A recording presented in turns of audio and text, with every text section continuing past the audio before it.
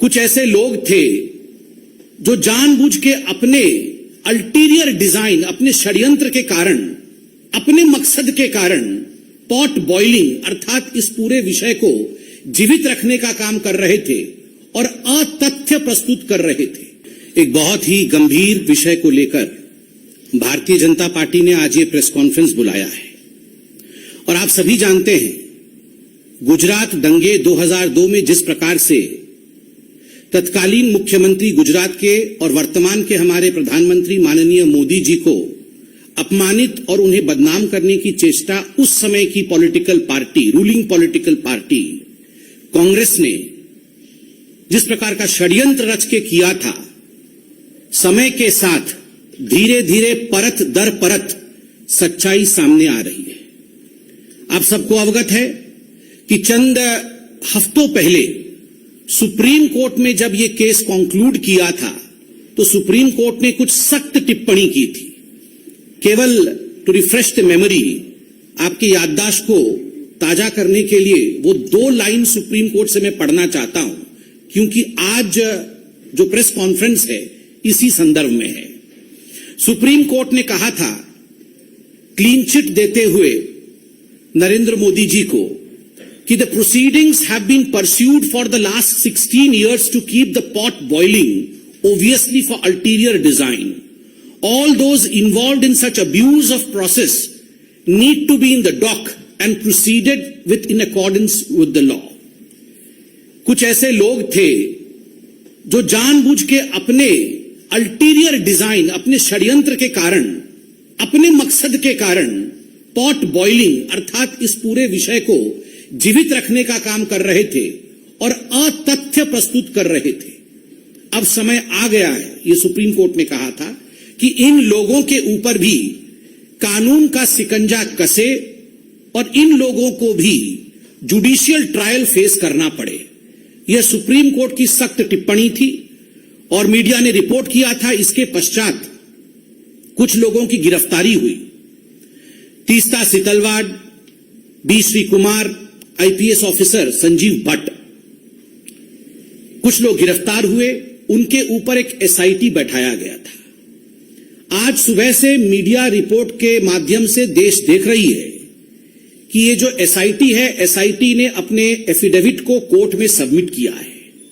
Affidavit ने अपने जांच को कंक्लूड करके ये जो रिपोर्ट रखा है, बहुत सारे सत्य को ये सामने लाती है।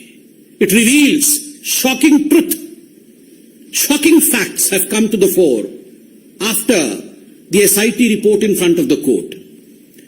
बहुत स्पष्ट रूप से यह एफिडेविट कहती है कि तीस्ता सितलवाड़ और उनके साथी, उनके सहयोगी जो काम कर रहे थे, वो मानवता के लिए काम नहीं कर रहे थे। वो एक पॉलिटिकल डिजाइन के साथ, एक पॉलिटिकल ऑब्जेक्टिव के साथ, एक राजनैतिक मंसूबे के साथ काम कर रहे थे। और उनका मंसूबा क्या था? उनका 2 टूक मंसूबा था। They had 2 objectives. ये 2 पॉलिटिकल ऑब्जेक्टिव्स क्या थे? प्रथम पॉलिटिकल ऑब्जेक्टिव था dismissal and destabilisation of the publicly elected Gujarat government. उस समय जो राज्य की सरकार थी गुजरात में, किस प्रकार से उसे बर्खास्त किया जाए और उसे अस्थिर बनाया जाए, यह प्रथम राजनीतिक मनसा, यह प्रथम पॉलिटिकल ऑब्जेक्टिव तीस्ता सितलवाड़ और उनके मित्रों का था, उनके साथियों का था। और जो दूसरा मनसा था, the second political objective was to frame innocent people in Gujarat right 2002, जिसमें आदरणीय प्रधानमंत्री नरेंद्र मोदी जी का नाम भी शामिल है। किस प्रकार से नरेंद्र मोदी जी के नाम को शामिल किया जाए, किस प्रकार से उन्हें अपमानित किया जाए, उनको किस प्रकार से पदच्युत किया जाए, किस प्रकार से उन्हें परेशान किया जाए, ताकि भविष्य का एक लीडर जो भारतीय जनता पार्टी को आगे लेने की क्षमता जिसमें है, उसे रोका जा सके। इस मनसा के साथ तीस्ता और उनके साथी काम कर रहे थे। ये जो पॉलिटिकल ऑब्जेक्टिव था, इसका खुलासा एफिडेविट में हुआ है। एफिडेविट ने स्पष्ट रूप से कहा है कि ये जो कॉन्स्पिरेसी, ये जो षड्यंत्र है, this conspiracy was to malign the image of Gujarat. केवल नरेंद्र मोदी और केवल राजनीतिक दृष्टिकोण से नहीं, गुजरात किस प्रकार से इसमें उसके चित्र को मलिन किया जाए, इमेज ऑफ गुजरात को धक्का पहुंचे, यह षड्यंत्र भी तीस्ता सितलवाड़ और उनके साथी कर रहे थे। और दुख का विषय है, जो हम कह रहे थे, जो हम सोच रहे थे, जिस पर डिबेट और डिस्कशंस होते थे, आज एफिडेविट में वो हकीकत सामने आया है कि षड्यंत्र तो हुआ, षड्यंत्र के रचयिता कौन थे? Who were the ones who were driving these conspiracies? Ahmad Patel, Shri Ahmad Patel, जो पूर्व के कांग्रेस के दिग्गज नेता, राज्यसभा के मेंबर ऑफ पार्लियामेंट और मुख्यतः chief political adviser to the then Congress president Sonia Gandhi. मैं आज इस मंच से अहमद पटेल जी की शांति की कामना करता हूं। वो आज हमारे बीच में नहीं है और भारतीय जनता पार्टी संवेदनशीलता में विश्वास रखती है। अहमद पटेल तो मात्र एक नाम है, he is just a name. The driving force behind Ahmed Patel was his boss Sonia Gandhi. Ahmed Patel तो मात्र एक नाम है, काम तो सोनिया जी का था। नाम अहमद पटेल, काम सोनिया जी, इसलिए अपने मुख्य राजनैतिक सचेतक, अपने मुख्य पॉलिटिकल एडवाइजर अहमद पटेल के माध्यम से सोनिया जी ने गुजरात के छवि को धूमिल करने की चेष्टा की। अहमद पटेल जी के माध्यम से सोनिया जी ने नरेंद्र मोदी जी को घेरने की चेष्टा की, उन्हें अपमानित और उन्हें किस प्रकार से निष्कासित किया जाए इसकी चेष्टा की। और ये पूरे षड्यंत्र की रचयिता सोनिया गांधी है। और आगे बड़े स्पष्ट शब्दों में ये एफिडेविट कहती है, मीडिया से हमने एफिडेविट डाउनलोड किया है क्योंकि मीडिया एफिडेविट चला रही है। And I would like to quote from the affidavit, and I quote, the applicant Sheetal Wad held a meeting with Ahmed Patel and received rupees 5 lakh at the first instance, where the money was given to her by one of the witnesses on the instructions of Patel. 2 days later, they met at the circuit house at Shahibabad in Ahmedabad, where she received rupees 25 lakh more from Patel. This amount was not for relief work, as relief activity was carried out by Gujarat Relief Committee. There were many other political leaders in the meeting. पैसे दिए गए और जो पहला किस्त गया है वो पहला किस्त 5 + 25 अर्थात 30 लाख का पहला किस्त सोनिया गांधी जी ने तीस्ता सीतलवाड़ को दिया। अहमद पटेल जी हमारे बीच में नहीं है, अहमद पटेल जी ने तो केवल डिलीवर किया, दिया सोनिया जी ने अपनी तिजोरी से, डिलीवरी की अहमद पटेल जी ने और लिया तीस्ता सीतलवाड़ ने। और याद रखिए, ये 30 लाख उस जमाने में केवल पहला किस्त था। This was just the first instalment. इसके आगे न जाने कितने करोड़ों रुपए सोनिया गांधी जी ने नरेंद्र मोदी जी को अपमानित और बदनाम करने के लिए, झूठे षड्यंत्र में फंसाने के लिए, बीजेपी को नीचे गिराने के लिए, बीजेपी कैसे आगे ना बढ़े इस चेष्टा में, और केवल बीजेपी और मोदी को पीछे रख करके राहुल गांधी को प्रमोट करने के लिए तीस्ता सीतलवाड़ का इस्तेमाल इस पैसे से सोनिया गांधी जी ने किया। और एक बड़ी बात जो एफिडेविट कहती है, this money was not for relief work. ये पैसा कोई रिलीफ वर्क के लिए नहीं था, किसी गरीब के लिए नहीं था, किसी दुखियारी के लिए नहीं था। ये पैसा उनके पर्सनल यूज के लिए था, क्योंकि गुजरात रिलीफ कमेटी बनी हुई थी। जो भी पैसा रिलीफ वर्क के लिए जाता था वो इस कमेटी में जाता था। और दूसरे पॉलिटिकल लीडर्स के साथ भी मीटिंग हुई। सबसे बड़ी बात है, यह एफिडेविट कहती है 4 महीने बाद पुनः एक क्लैंडेस्टीन, कोट अनकोट क्लैंडेस्टीन माने चोरी चोरी चुपके चुपके, चोरी चोरी चुपके चुपके रात के अंधेरे में ये सारे षड्यंत्रकारी, कौन? तीस्ता सीतलवाड़, संजीव भट्ट, श्री कुमार, ये कहां मिले? ये अहमद पटेल जी के घर में मिलते हैं और उसके बाद कांग्रेस के बड़े बड़े दिग्गज नेताओं के साथ मिलते हैं। What was the purpose? The only purpose was to destabilize and dismiss the Gujarat government and to defame the then CM of Gujarat, Narendra Modi ji. एक ही मकसद था, उसको लेकर इनकी मीटिंग होती है। आज जो रिपोर्ट आए हैं वो दिल को दहला देते हैं कि ये सब जो षड्यंत्र कर रही थी, जो मैलिशियस काम कर रही थी तीस्ता सीतलवाड़, इससे प्रसन्न होकर, अति प्रसन्न होकर सोनिया जी ने पद्मश्री दिया 2007 में तीस्ता सीतलवाड़ को। केवल पैसे नहीं, पद्मश्री भी दिया गया। और ये पद्मश्री देने का काम तो अहमद पटेल जी नहीं, ये तो सोनिया गांधी जी खुद कर रही थी, चयन तो वही करती थी। और याद रखिए ये तीस्ता सितलवाड़ सोनिया गांधी जी के किचन कैबिनेट अर्थात एनएसी नेशनल एडवाइजरी काउंसिल की मेंबर थी.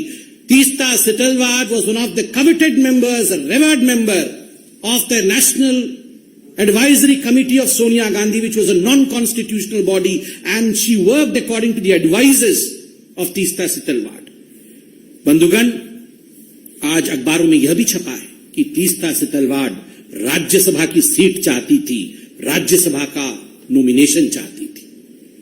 ये तो हम सरकार में आ गए, वरना आज तीस्ता सितलवाड़ हो सकता है गृह मंत्री होती, हो सकता है आज एक बहुत बड़े पद पे होती. किस प्रकार से ये सरकार पहले चल रही थी. और अंत में ये एफिडेविट कहती है miss appropriation of funds for personal use. Personal use के लिए मिस अप्रोप्रिएट किया फंड. और ये जो फंड मिस अप्रोप्रिएट किया, इसका एक एफआईआर हुआ था. फिरोज खान पठान ने किया था गुलबर्ग सोसाइटी के.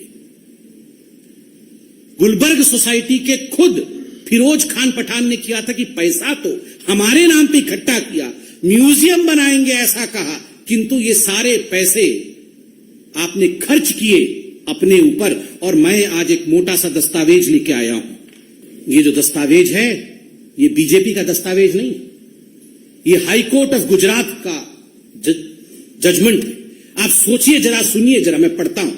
द डाटा रिसीव्ड, मैं आपको एक एक करके पढ़ के सुनाता हूं. कोर्ट के ऑब्जर्वेशन क्या था. Money which was meant for the poor and the needy have been misappropriated by the applicants for their own materialistic pleasure and comfort. Huge amount has been used for the purchase of items like wine, shoes, holiday resorts, air tickets, etc. Wine or shoes, holiday resorts. ये है तीस्ता सितलवाड़ की हकीकत. Wine and shoes, resorts. गरीबों के पैसे के ऊपर इस प्रकार का जुल्म. और सुनिए कोर्ट क्या कहती है. The statement of the 13 witnesses recorded till date clearly indicate that not a single rupee is received by them. Them means जिन्होंने केस किया है. By them towards financial aid और रिहैबिलिटेशन और construction of museum.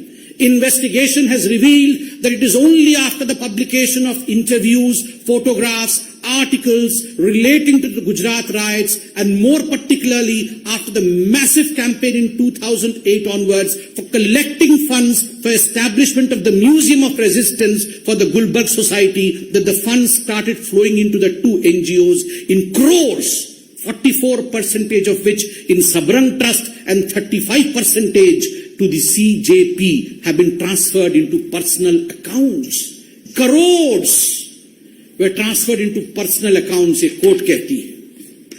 Having gone through the material on record, I have noticed, I means the judge, I have noticed something very shocking and at the same time extremely sad. मैं बहुत दुखी हूं, जज कह रहे हैं. There are serious allegations against the applicants of misuse and misappropriation of huge amount received by them through various donors. The money which should have gone to the poor and the needy appears to have been prima facie misused for their personal pleasure and comfort. Personal pleasure और comfort के लिए ये पैसा इस्तेमाल किया गया. बंधुगण, हमारी ये सरकार, मैं आज बीजेपी को भी धन्यवाद देता हूं. मैं तो एक बीजेपी का साधारण, हम दोनों जो बैठे हैं साधारण कार्यकर्ता हैं, मगर इस विराट पार्टी को आज हम भी धन्यवाद देते हैं. Not through vengeance, but through patience we work. कभी भी बदले के भाव के साथ नहीं, धैर्य के साथ ये पार्टी काम करती है. और आज जो उक्ति हजारों करोड़ों साल से कहा जाता है, भगवान के घर में देर है मगर अंधेर नहीं, ये सारे एफिडेविट, ये सारे जजमेंट आज ये प्रूव करता है कि अगर धैर्य रख के काम किया जाए, बदले के भाव से काम नहीं किया जाए, तो ऊपर वाला भी, the supreme consciousness yields, he listens, और सच्चाई सामने आती है. Truth has the uncanny habit of revealing itself. It may be late, but ultimately truth reveals itself. And the truth is the driving force behind the conspiracy was Sonia Gandhi. सच्चाई है कि जो driving force है किस प्रकार नरेंद्र मोदी जी को अपमानित किया जाए, बदनाम किया जाए, बीजेपी को छल कपट करके समाप्त किया जाए, गुजरात में सरकार को वहां डिसमिस किया जाए, उसको किस प्रकार से अस्थिर किया जाए, गुजरात दंगे को लेकर राजनीति की जाए, इसके पीछे केवल और केवल एक व्यक्ति थी और वह है Sonia Gandhi, the president of the Congress party. Today we are wanting answers from none other than Sonia Gandhi. No Jairam Ramesh would suffice in answering this. Jairam Ramesh ji को एक कागज रिलीज कर देंगे और इनके कागजों की हकीकत तो हम 3 दिन से देख रहे हैं. ये हामिद अंसारी जी के 3-3 लाइन के कागज रिलीज करते हैं और हर दिन शाम को आप मीडिया वाले जो चतुर्थ स्तंभ हैं वो आप इनके कागज की धज्जियां उड़ा देते हैं, हकीकत सामने ले आते हैं, फोटो दिखा देते हैं, हकीकत दिखा देते हैं. तो आज भी केवल कागज से काम नहीं चलेगा जयराम रमेश जी. With a clear conscience, we beseech Sonia Gandhi ji to come and hold a press conference and address the nation as to why she was conspiring against Narendra Modi. Thank you so much.